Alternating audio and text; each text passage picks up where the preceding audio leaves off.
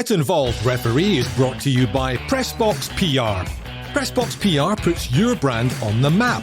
From a chat over a pint to the headline of a website, Pressbox PR takes your brand and gives it the recognition that it deserves. With a proven track record with multiple clients, you'll be able to see your press go beyond the box with Pressbox PR. Check out pressboxpr.co.uk for more information.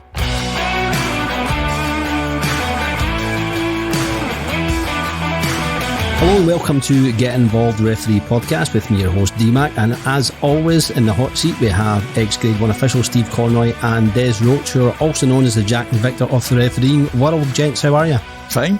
Called worse. Yeah, usually by people who knows better. Week's episode will be putting Nick Walsh's Derby performance under the microscope, and we'll also look at all other games across the Premiership. A couple of talking points before we kick off our normal match analysis for this evening, guys. Firstly, I don't know if you've seen this yet, Steve. Blackfield and Langley goalkeeper Connor Maseko was sent off for urinating in a hedge, retrieving the ball in their FA Cup qualifying first round tie on Sunday. Have you ever encountered anything like this, and would you have sent him off as well? Thankfully, I've never seen anything like it, and by the letter of the law, I suppose he has committed a red card offence, foul, abusive and or insulting language and or gestures. Personally, I would have been inclined not to see it. Yes, I think that could be a tactical avoidance. Although saying that, somebody went for a pee up at Brecon and they've got the biggest hedge. I know you could hide that hedge for days and not get seen. But the fact that he was a goalie, and it's the only position on the pitch that you can't play without. So the fact that he buggers off for a pee, you have to wait for him to finish. Well, I mean, if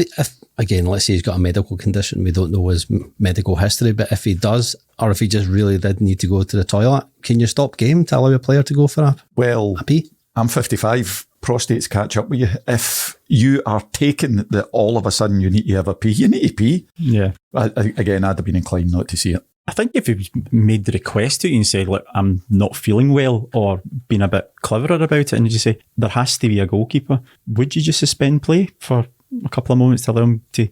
Jose Kitongo ran off the pitch at St Mirren once to go to the bathroom, I remember. But it's one of those ones, you just hope it never happens to you on a pitch during a game. It would be... And the referee can't win. Whatever decision he gives, he's going to look poor. You can't let him go to the bathroom, or if you do send him off, you get no moral compass. But yes, move on. Poor guy has a nature call and he gets a red card for it. A friend of the show, John Duffy, asked you guys a couple of weeks ago a question regarding the substitutes at Hearts. Off the back of your answer, we've decided to send you on a referee refreshment course. Just to clarify, because we've had a few questions and a few people asking about it, the actual rules are you are only allowed to make 5 substitutes and 3 stoppages during the game, out with half-time and full-time, and a 6th sub for extra time, plus an option of a concussion sub. You guys in agreement with that, yeah? To be fair, what the question was it Mr. Duffy himself? I think it was Mr. Duffy himself. Pulling up Hearts for making 4 at one stoppage. Yeah. And that's when we said, make as many as you want in one stoppage, up to the number that you're needed. You just now know John's going to be messaging back. I know.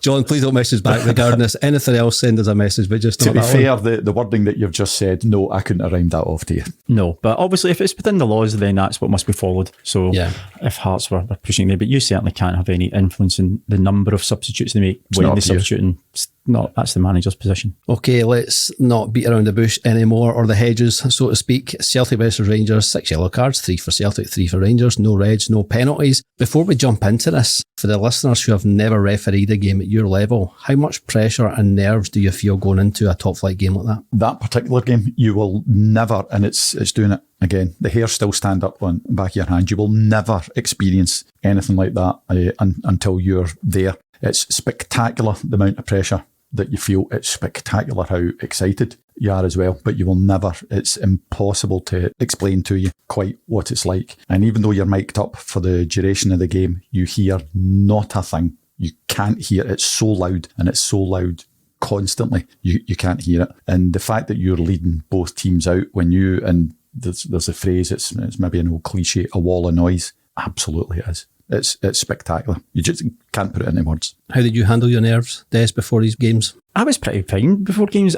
I would be more worried if you weren't nervous. You've got to use them positively. My favourite part of a Saturday was that 10 minutes at 10 to 3, knowing that's it, you're ready to go. You've done your warm-up, everything's done. You've got the ball, you've got the team lines, and it's just that walk from the dressing room to the tunnel, the two teams coming together and then walking out. That was always that's where I got, that's when I started to get, not nervous, but get anticipating for it. Nothing like it. Nothing like it in the world, going out to, whether you're refereeing Celtic Rangers, which is obviously enormous, to any senior football match, every referee's got to have some form of nerves that they can use to the best possible way so that they know that they're alert for it. But certainly going to wake him up as you walk into that wall of noise. Just can't explain it to you. We said immediately after the game that Nick Walsh had handled the game very well indeed and must now be heading towards becoming our top referee in Scotland. But our social media was lit up with disagreement for our support for Nick. So here are some of the messages.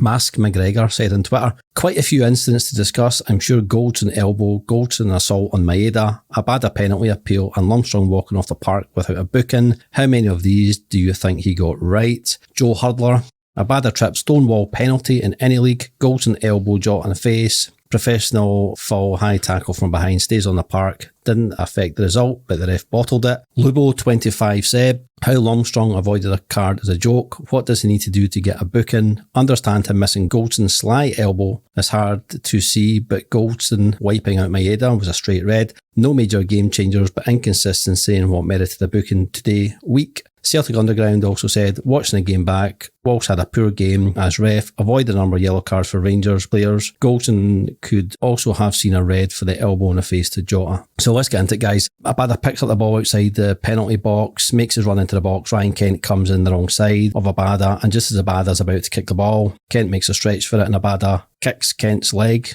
both sending players to the ground. Chris on Twitter said the penalty incident is a free kick anywhere else in the park, so why is it not inside the box? Accidental or not, Kent has impeded Abada as he tries to take the shot. Des? I just think it was a coming together.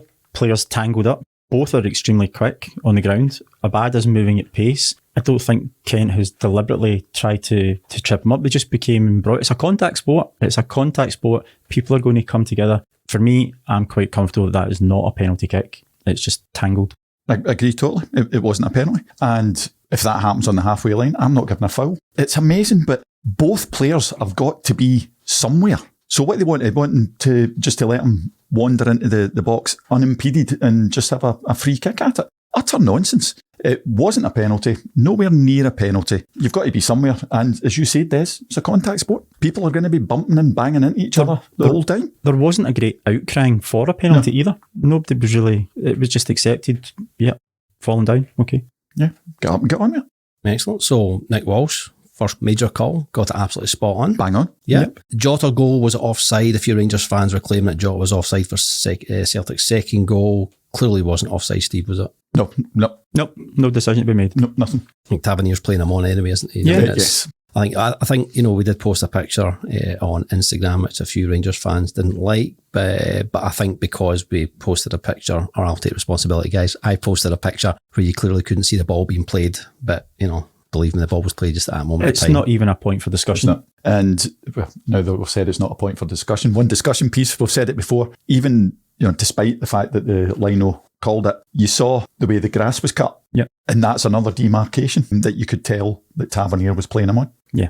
Okay, guys, during the second half, there was an incident that involved Jota and Connor Goldson. From the TV footage, it does look like Goldson has deliberately raised his elbow and made contact with Jota. Nick Walsh immediately stops play so Jota can receive treatment. Has Nick missed this? Should Goldson have been red carded? And if so, should Nick be looking for assistance from his other officials? Take the last point first. No, that's Nick's part of the field. No one else is going to get a view of that. Was it a deliberate elbow to the face? I don't think so. I think, again, it's a coming together. There was contact. I don't think there was any malice. There wasn't any intent. I thought, if anything, he was maybe trying to get out of the way. But we also, and then nobody's mentioned it in the things that you've talked about, at the same time, Jota had a sly punch at Goldson's stomach. So it's 6 and 2 threes. I think it was exactly that. I think it was Lundstrom who was in the area as well. Jota's came across, he sort of snapped. I don't think he's punched him, but he certainly came across and made contact at the front with Goldson. Goldson, I think, at the same time, sort of trying to get away. A good old-fashioned stramash is maybe anything like there, but no, I would just be... You're not sending somebody off for that. No. So another good call by Nick then. Yes, agreed. Yes. So far it's looking good from our initial view of the game. He's doing not bad so far. Yes.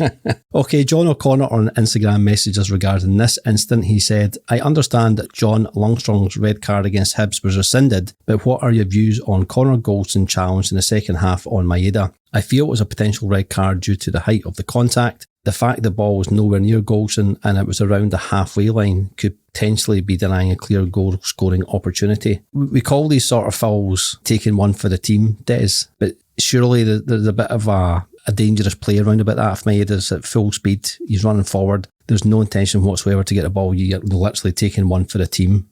So this is probably where we are going to disagree. In my opinion, I think Nick's had a really, really good game, but for me, Goldston has no interest in playing the ball. The ball's gone. He's purely going there to take the man out.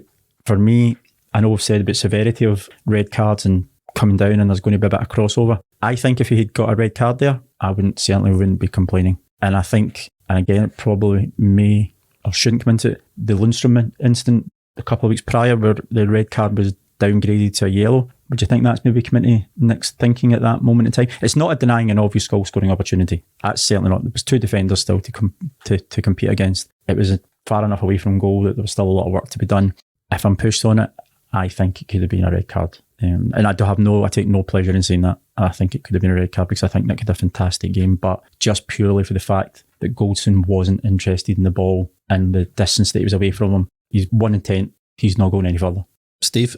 I agree with a lot of what you said, but I still think it's a yellow. But agreeing, and Dallas was forever criticising us when we used to use phrases like orange card or whatever. That's an orange card. That could be argued either way. I am agreeing with Nick on that one.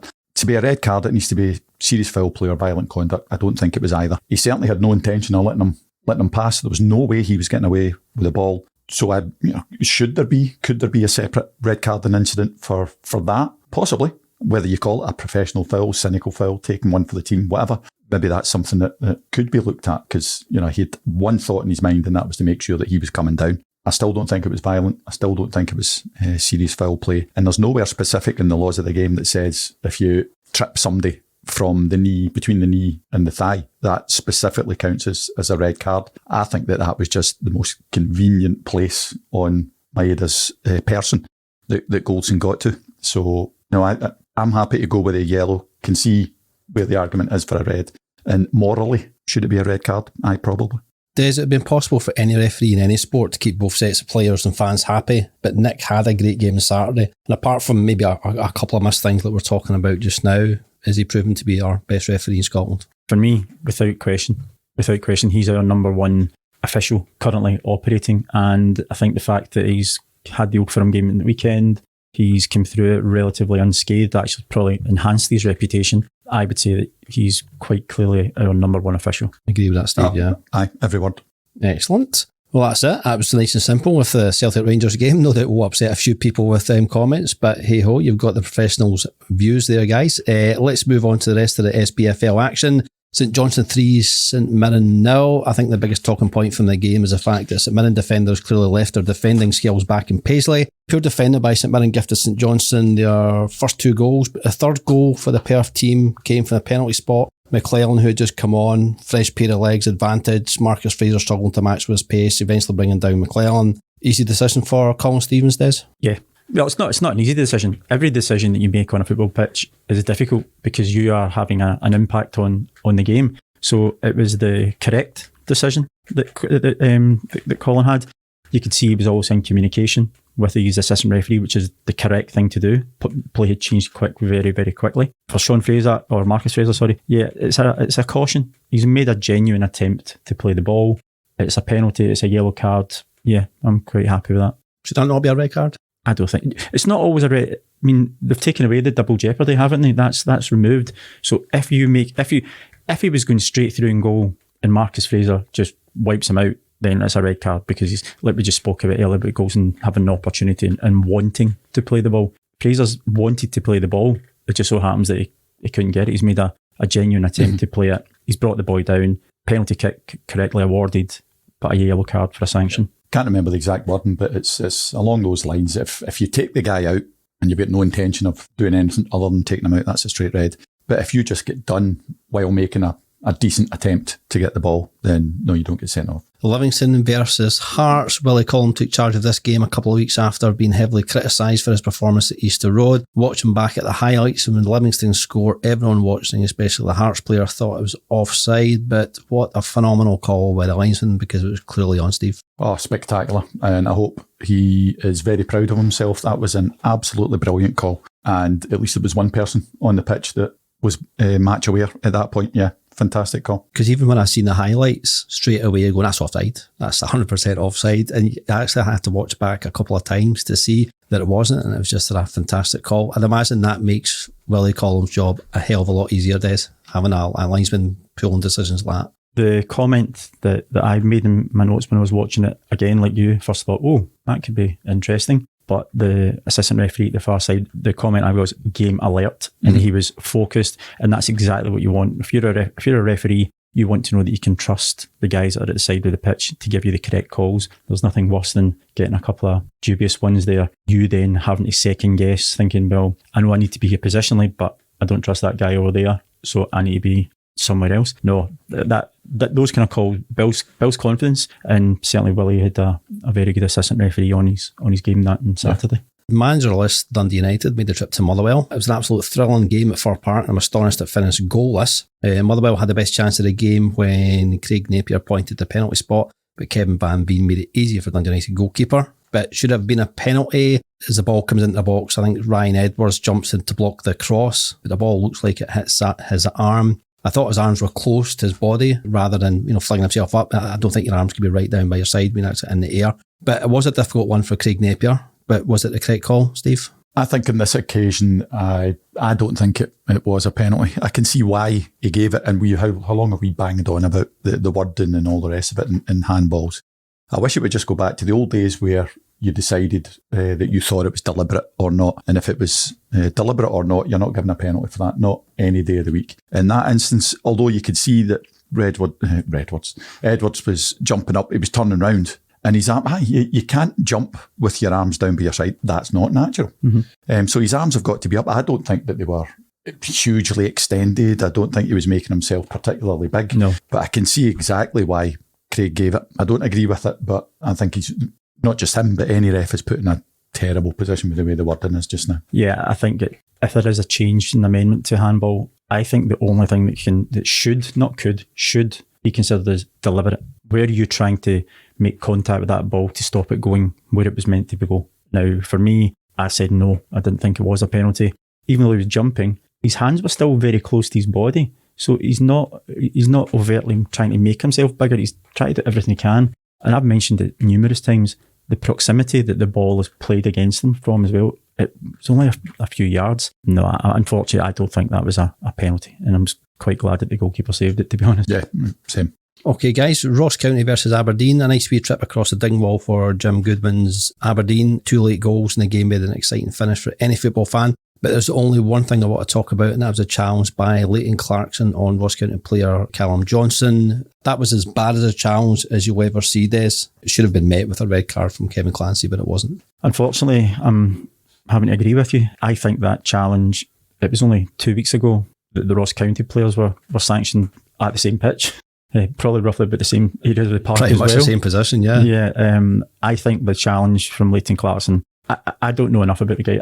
He doesn't strike me as being an overly physical player. I don't think he's got that in his locker. But the challenge that he made, it was high, it's coming in the shin, it's dangerous, it's reckless, he's not in control of it. And it's worse than the Baldwin challenge that was sanctioned with a retrospective red card. So unfortunately, yeah, that was a red, and it wasn't sanctioned at that moment in time. You agree with that, Steve? Should have been a straight red. Sadly, yeah. And again, try to look for mitigation. I think in that neck of the woods, we've said it was in almost the exact same position as the Callaghan one. Again, you would be hoping that you could get help from your assistant, from your fourth official. So no, it was straight red. It was a horrible tackle. I don't know anything about the young man, so I don't know if he's like that, but it was a horrible tackle. Should have been straight red, but you could see just the nature of play. I think Kevin was probably too far directly behind rather than an angle. If he has any sort of angle on that, then he calls it as a red. So I think he just get caught by the speed of the whole thing, just get caught out of position and didn't see it properly. His position was quite narrow. He was in the field of play, looking across. Not that you're going to be expecting a foul like that to be coming in, but it was maybe, I think he's just been caught unawares, unfortunately. The fourth official's call, don't know, it's a wee bit further up the pitch. I think Kevin would have had a better view on it, but sadly, thankfully, the best thing to come from it is there was no serious injury. Yeah. The players come on and come off the pitch. Okay. Hibs versus Kilmarnock. John Beaton was in charge for this match, and he only had 11 minutes into his shift when he had no option but to show Ash Taylor his marching orders for preventing goal scoring opportunity for Martin Boyle. Correct call, Steve? Yep. I don't think it was John's call.